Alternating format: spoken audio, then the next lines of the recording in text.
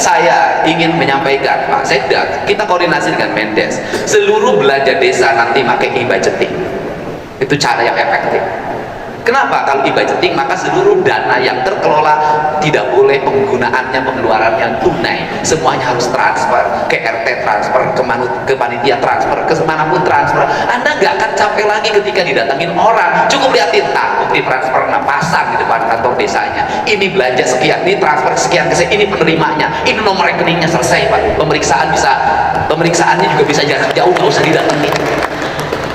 Kan seperti itu. Ini cara untuk apa? Ya, desa tenang. Tetapi di balik itu juga kepala desa harus mendapat perhatian. Kenapa? Kepala desa ini ada yang gajiannya 4 bulan sekali, tergantung bupatinya. Tergantung bupatinya. Saya dulu ketika jadi bupati, kepala desa gajiannya 4 bulan sekali. Saya jadi bupati waktu itu langsung per bulan saya rombak. Dulu kepala desa bikin pemilihan kepala desa iuran calonnya. Saya jadi bupati waktu itu nggak boleh iuran, biayanya harus disiapin oleh Pemda. Waktu itu gambarnya ganas, kemudian kadu, saya ganti dengan foto orang. Waktu itu satu desa itu satu TPS panjang, saya rombak itu per TPS per RT. Nanti sebentar lagi kita coba Jawa Barat pemilihan kepala desa dengan e-voting. Kita coba e-voting.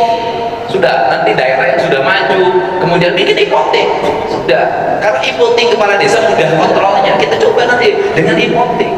Kenapa? Kita harus mengalami sebuah proses kemajuan. Nah, untuk itu ini diperlukan orientasi. Nah, sehingga apa Sekda, kita nanti bicara dengan bupati wali kota, harus ada standarisasi pengupahan kepala desa. Gak bisa satu desa ini segini di sini begini, gak bisa. Ini standarnya Jawa Barat harus ada. Kalau saya sih tetapin kepala desa itu minimal upahnya 5 juta, itu minimal di atas UMK minimal.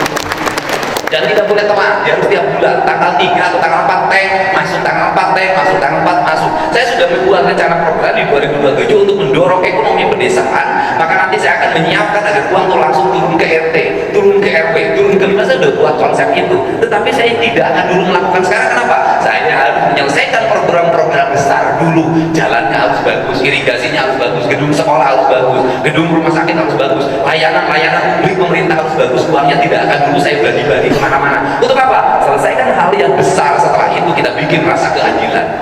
Ini cara. Nah, untuk itu saya menginginkan kepada kepala desa ini, sahabat saya, teman saya, selama ini selalu setia pada saya, terutama Abdesi, dan saya juga harus juga memiliki rasa cinta pada kepala desa untuk meningkatkan kesejahteraan aparaturnya, dan kemudian juga rasa cinta untuk tidak lagi kepala desa terjerat oleh kasus